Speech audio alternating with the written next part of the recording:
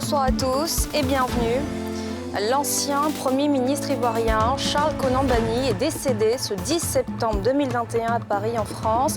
C'est à l'âge de 78 ans qu'il nous a quittés ce vendredi. Son portrait à suivre dans ce journal.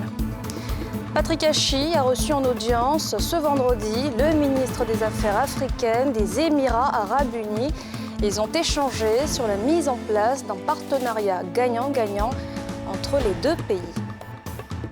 Et puis les résultats du BTS sont désormais connus. Cette année, le taux de réussite est de 46%, c'est 6% de moins qu'en 2020.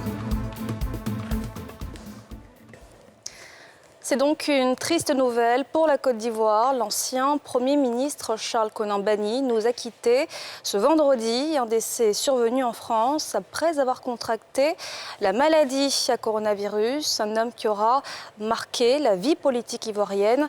Les populations se remémorent un homme de consensus. Nadjaïja Tanguy Konan.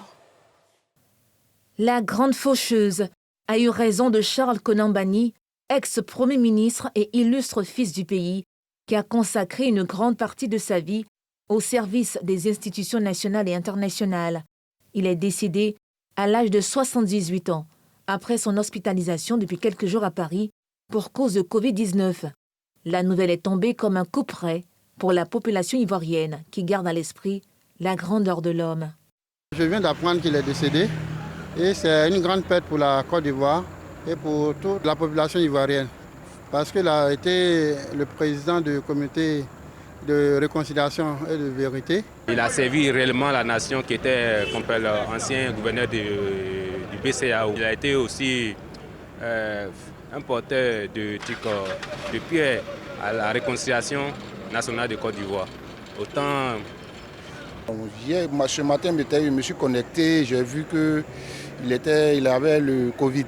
Donc il a emmené d'urgence en Europe pour pouvoir le traiter. Je sais que c'est un grand homme de ce pays, il a fait beaucoup pour ce pays. S'il est décédé, que son âme repose en paix et que Dieu ait sa main sur lui. Directeur de la Banque centrale des États de l'Afrique de l'Ouest de 1994 à 2005, Charles Konan Banny est également un diplomate averti. À la suite de la crise politico-militaire de 2002, il est porté à la tête de la primature pour conduire le processus de sortie de crise. De septembre 2011 à décembre 2014, il conduit la commission pour le dialogue, la vérité et la réconciliation. Après les phases 1 et 2 du contrat de désendettement, mécanisme de financement qui convertit la dette ivoirienne en subvention pour des projets de développement en Côte d'Ivoire, le troisième C2D est sur le point d'être signé. Une rencontre cet après-midi à la primature entre les deux parties prenantes, à savoir la Côte d'Ivoire et la France, a permis de s'accorder sur les termes de ce nouveau contrat. Nadjaïja, Chèque Bleu. C'est une rencontre qui a permis de mettre en accord la Côte d'Ivoire et la France sur les termes de signature du troisième contrat de désendettement, après les deux premiers réalisés pour un montant de 1151 milliards de francs CFA. Pour ce troisième C2D, 3 axes prioritaires ont été dégagés. Eh bien, le document dont nous venons de signer le procès-verbal s'insère totalement dans ses priorités. La Côte d'Ivoire a des priorités et le C2D s'insère dans ses priorités. Nous allons faire uniquement des choses, ces 751 milliards de francs CFA vont permettre de réaliser ces priorités du gouvernement ivoirien et avec 3 piliers, l'éducation, la formation, ce qu'on appelle le capital humain et donc la jeunesse et trouver des emplois pour la jeunesse ivoirienne. La deuxième priorité, c'est le développement, un développement régional équilibré sur l'ensemble de la Côte d'Ivoire, sur l'ensemble des territoires de la Côte d'Ivoire. Et la troisième priorité, c'est la gouvernance et la modernisation de l'État. Selon le représentant de Paris, dans l'ensemble, les premières coopérations dans la signature de ce contrat ont donné du satisfecit. Après cette étape de négociation, la prochaine étape sera sans aucun doute la signature du troisième contrat de désendettement qui va s'étendre sur la période de 2021 à 2025. Un émissaire des Émirats arabes unis reçu en audience ce vendredi par le Premier ministre Patrick Hachi. Il était question pour les deux hommes d'échanger sur le renforcement des liens entre les deux pays et la mise en place d'un partenariat gagnant-gagnant. Pierre Dipomélin, Mathieu Rambadé. Mettre en place des projets dans le cadre d'un partenariat gagnant-gagnant et renforcer la coopération entre les Émirats arabes unis et la Côte d'Ivoire. C'est l'essentiel du message du ministre des Affaires étrangères des Émirats arabes unis venu discuter avec le chef du gouvernement ivoirien. Au cours de cette rencontre, nous avons échangé sur la nécessité de consolider les relations entre les Émirats arabes unis et la Côte d'Ivoire et surtout d'établir un partenariat gagnant-gagnant pour nos parents, nos populations, n'est-ce pas, des Émirats arabes unis, ainsi que nos populations de la Côte d'Ivoire. Donc nous attendons dans un avenir proche à établir donc des négociations entre nos deux pays afin de déboucher sur des projets concrets qui seront donc, je dirais, utiles pour nos deux peuples. Les relations diplomatiques entre les deux pays datent de 1993. La Côte d'Ivoire exporte vers les Émirats essentiellement du caoutchouc, du bois, du cacao et importe des produits pétroliers, des produits électroménagers et pharmaceutiques. Je vous le disais, les résultats du BTS sont tombés. Le taux de réussite est de 46% contre 52% en 2020. Les candidats sont donc moins nombreux cette année à avoir décroché leur diplôme. Salifia Lekoué, Karine Kassi. Un taux de réussite global de 46,80% a été enregistré à la session 2021 de l'examen du brevet de technicien supérieur en Côte d'Ivoire. Telle est l'information donnée ce vendredi par le directeur des examens et des concours du ministère de l'Enseignement supérieur et de la Recherche scientifique qui a proclamé les résultats officiels de cet examen. Sur 56 750 candidats inscrits, 54 535 étaient effectivement présents, soit un taux de 96%. 25 525 candidats ont été déclarés admissibles, soit un taux d'admissibilité de 46,80% en 2021. La répartition des candidats des admis par spécialité est la suivante.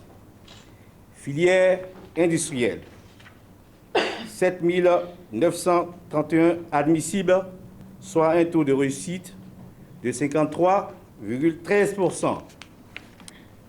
Filière tertiaire, 17 794 admissibles sur 39 608 candidats présents, soit un taux de réussite de 44,42%.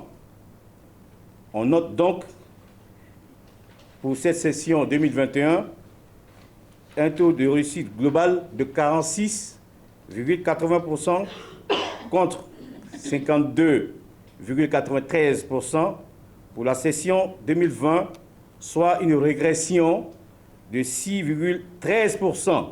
Les résultats sont disponibles depuis 18 heures via la plateforme www.examenbts.net.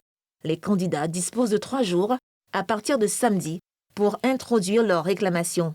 Les épreuves écrites de cette session se sont déroulées du lundi 9 au jeudi 12 août 2021 dans 125 centres de composition sur toute l'étendue du territoire national. Les épreuves pratiques sont intervenues du lundi 16 au samedi 21 août 2021. Une jeune fille de 14 ans, employée dans une famille pour aider aux tâches ménagères, accuse les 3 garçons de son employeur de l'avoir violée, engrossée et forcée à avorter. Un avortement qui a mal tourné. Elle se retrouve aujourd'hui hospitalisée. Sa famille demande justice et réparation. Nadja Eja, Karine Kassi. Il m'a appelé, il m'a dit, quand il m'a appelé, il dit qu'il n'est qu'à me coucher. Il dit il ne veut pas. Il m'a forcé, il dit il ne veut pas. En même temps, il m'a poussé. Il est tombé, il a fait me porter. Il m'a cherché. C'est 2 fois. Le soir, Tous les boys, quand ils sont venus, ils ont dit qu'à venir servir. Ils m'ont poussé. Jacques m'a tiré, puis est tombé.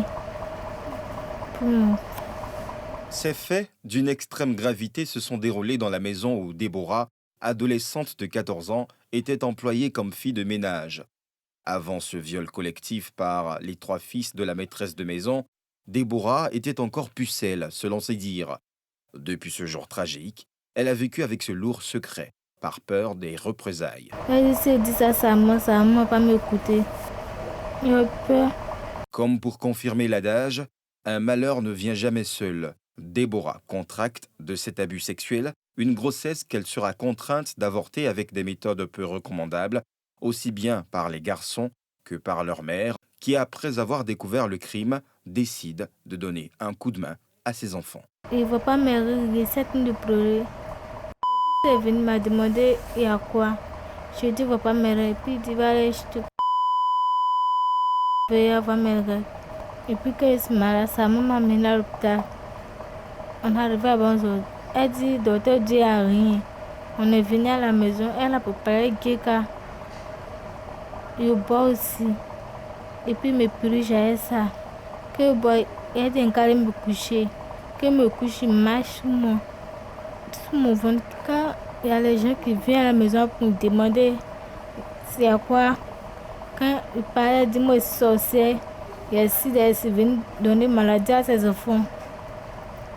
Mais tous les jours, il soulève, mais ça. Il a pu mon cou.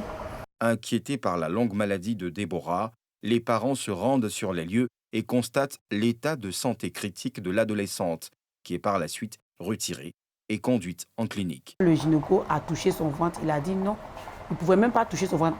Quand le docteur a commencé à la déshabiller, elle était paniquée. Et lorsque nous sommes partis faire l'écho, et l'écho a révélé que tout était endommagé, il y a une grosse infection au niveau de son truc. Il fallait faire une chirurgie pour nettoyer l'utérus parce que ça avait infecté, comment dirais-je, les intestins, ça a cassé même la pénicite donc vraiment, il y avait du pus dans son ventre. Il fallait faire une chirurgie urgemment cette nuit-là pour pouvoir nettoyer son ventre. La triste nouvelle parvient à la mère de la jeune fille, résidente dans un village près de Daloa, au centre-ouest du pays. C'est dévasté qu'elle retrouve sa Benjamine sur le lit d'hôpital. C'est comme si j'étais devenue folle. Je n'ai que 3 filles parmi mes enfants. Elle est la Benjamine que je chéris. Quand j'ai vu la cicatrice de son opération, on m'a dit de ne pas pleurer, mais je pleurais intérieurement. Approchés pour en savoir plus sur l'état de santé de la jeune fille, les médecins de la clinique affirment n'avoir décelé aucune trace de viol, ni de grossesse, ni d'avortement, ni toute autre anomalie des parties génitales de la victime. Ce constat pourrait être dû à une consultation trop tardive. L'hospitalisation et l'intervention chirurgicale de la jeune fille dans leurs locaux en ce moment seraient dues à une péritonite, infection grave de l'abdomen. Une version qui, selon les parents de la victime, serait différente de celle qui leur avait été donnée la première fois par les médecins. Dans tous les cas, la famille de l'adolescente veut donner une suite judiciaire à cette affaire. Une plainte a été déposée à la brigade des mineurs. En tout cas, c'est terrible, c'est une douleur pour moi. Donc je veux que vraiment la justice soit faite, pour que cette dame-là, elle puisse savoir que Dieu qui est au-dessus de tout, là, il est capable de tout faire. Le cas de Déborah n'est pas isolé, au vu du nombre de viols perpétrés régulièrement sur les mineurs. Depuis quelques jours, un communiqué sur les réseaux sociaux fait cas d'un père qui aurait administré des substances nuisibles et violé ses 5 enfants, avec la complicité de son frère. Ces actes démontrent l'ampleur du problème en Côte d'Ivoire. Quelle action concrète et efficace faut-il mener pour venir à bout de ce mal? La question nous interpelle tous. Dans un tout autre registre, la première pierre d'une usine de fabrication d'aliments finis de volaille a été posée ce vendredi à Nyama d'un coût de 8 milliards de francs CFA. Elle veut répondre à la problématique de la qualité des intrants. Cette usine permettra par ailleurs la création d'une centaine d'emplois. Yéli Traoré, Tanguy Kona. D'un coût de 8 milliards de francs CFA et bâtie sur une superficie de 3,3 hectares, la nouvelle usine d'aliments de volaille, dont la première pierre a été posée ce matin, dans la zone industrielle d'Atengue, PK24, en présence du ministre des Ressources animales et halieutiques, aura une capacité de 120 000 tonnes par an. Il sera construit en respectant les standards de qualité et de performance. En fait, je pense que les ambitions de coulisses en Côte d'Ivoire sont les mêmes que le gouvernement ivoirien. On veut aider à sécuriser la nutrition pour les humains à la fin, parce que quand on nourrit les animaux, c'est à la fin on nourrit aussi les hommes. Et ça, c'est vraiment l'autosuffisance qu'on veut essayer d'aboutir ici le plus rapidement possible. Et avec cette usine, on espère de ramener de la technologie hollandaise pour avoir des prix de revient qui vont être plus bas pour à la fin les Ivoiriens, les consommateurs de poulet et d'œufs. Pour le ministre des Ressources animales et halieutiques, la construction de cette usine s'inscrit dans le droit fil de la politique de développement du secteur initiée par le gouvernement. Ceci est une bonne nouvelle pour le secteur parce que la problématique de l'alimentation animale est cruciale dans notre secteur, dans la mesure où les ambitions du gouvernement pour le secteur sont énormes, qui vont du simple carrément au double de la production des productions animales. Et face à cette ambition, il faut de l'aliment pour pouvoir continuer à garantir la sécurité alimentaire de nos différentes populations. Donc nous sommes heureux de voir cette unité ultra moderne qui verra jour d'ici une année de construction et espérer véritablement que cela réponde à l'attente du secteur. Les autorités municipales de la commune d'Anyama se réjouissent également de l'implantation de cette unité de production dans leur localité. C'est un grand événement pour nous parce que c'est dans notre commune et cela va générer beaucoup d'emplois pour nos jeunes. En tout cas, c'est ce que nous saluons. À terme, c'est une usine ultramoderne qui verra le jour en août 2022. Il va contribuer à la création de plusieurs centaines d'emplois directs et indirects. La filière avicole réalise un chiffre d'affaires d'au moins 250 milliards de francs CFA par an et génère plus de 200 000 emplois directs et indirects. Joseph Hamon prend la tête du Conseil national de l'Ordre des architectes de Côte d'Ivoire suite au décès brutal de son prédécesseur en avril dernier. Il diffère de la lutte contre l'usurpation du titre d'architecte. Sa priorité pour les 3 années à venir, c'était au cours de sa prise de fonction hier jeudi. Pierre Dipomélin, Tanguy Conin. Remise symbolique des charges à Joseph Hamon, nouveau président de l'Ordre des architectes par Coupongne-les-Bas, qui a assuré l'intérim depuis la disparition brutale de l'ex-président Abdoulaye Dieng le 26 avril dernier. La première fois, on avait 3 candidats. Il y a eu une campagne civilisée, je dirais, sans animosité. Et donc, le jour J, le meilleur ce jour-là, c'était Hamon Joseph, quelqu'un qui a un avantage sur les autres architectes. Pendant 15 ans, il a été fonctionnaire. Donc, il connaît les rouages de l'administration. Et après, en 1999, il s'est installé, il a créé son cabinet. Et donc, il est dans le privé. Et c'est un bon interlocuteur pour les architectes, auprès de l'administration et à l'international même. Le nouveau président décline les priorités de sa mandature, notamment la lutte contre l'usurpation du titre d'architecte, dans un contexte où le pays assiste à une série d'effondrements liés aux erreurs de construction. Ce programme porte sur 4 axes essentiels. Tout d'abord, la valorisation de la profession d'architecte et sa protection, bien entendu, par rapport aux aléas de tous nos différents métiers. Nous allons également travailler sur un format de valorisation au niveau national et international de notre profession, donc la faire connaître davantage à travers un certain nombre d'actions qui seront menées avec le public, avec le pouvoir public, avec le privé également. Les effondrements qui ont pu être constatés ici en Côte d'Ivoire, lorsque vous allez faire un minimum d'enquête, vous vous rendrez compte que les architectes n'ont pas intervenu sur ces différents bâtiments. Et c'est une des raisons pour laquelle nous avons dénoncé un certain nombre d'insuffisances qu'il fallait corriger. Près de 200 architectes sont inscrits au Conseil national de l'Ordre des architectes. Un nombre insuffisant pour veiller à un meilleur cadre bâti. Le festival des musiques urbaines d'Anoumambo continue de battre son plein dans la capitale Abidjan. Hier soir, les festivaliers ont eu droit à des grands noms de la scène musicale africaine. Il s'agit notamment de l'Ivoirien Soumbil, du Burkinabé Flobi ou encore de l'Ougandais Sebunjo. Brice Niawa, Mathurin Badé. première grande scène du FEMUA 13. Les valeurs artistiques d'intégration culturelle et de paix sont apparentes.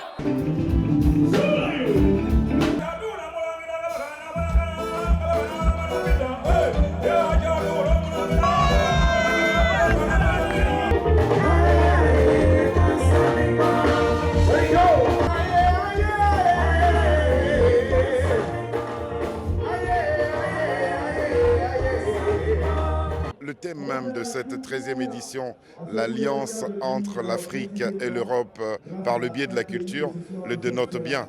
Des sonorités d'ici, venues d'ailleurs, sur le même plateau.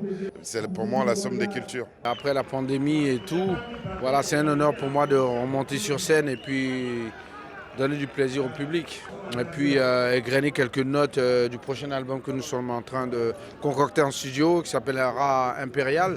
Voilà, ça sera un cocktail d'émotions en tout cas. Les artistes locaux et d'ailleurs occupent bien leur place dans ce festival. Les prestations s'enchaînent.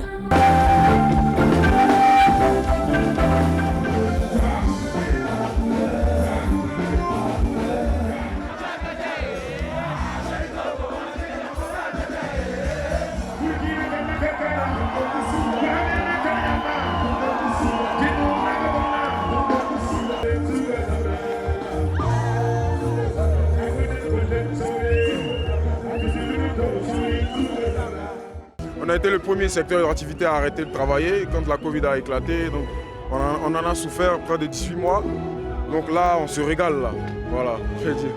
On est très contents en tout cas. C'est nouveau pour les artistes de la nouvelle génération. Donc je suis l'un des premiers et franchement, je suis satisfait de ce que je viens de donner. Pour la paix, je prie pour la paix. Donc c'est une occasion pour moi de demander à bon Dieu de tendre sa main de paix, de toucher des cœurs pour que mon pays, l'Afrique, demeure en paix, parce que sans la paix, ça ne va pas. Un beau spectacle qui enflamme le public. Je suis très contente parce que Flo Bijola, je l'adore. Le FEMUA, c'est chic, c'est bon, on en veut toujours, on veut toujours voir le FEMUA. Je suis très heureux d'être ici avec mes amis, c'est vraiment agréable. Justement, ici, venu à cause de Flo. Je devais aller, mais comme Simil est déjà là, un artiste que j'aime bien, donc je suis resté.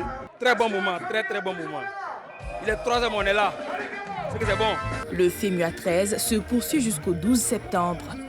La deuxième grande scène aura lieu ce soir à l'Institut national de la jeunesse et du sport et au stade de Bassam.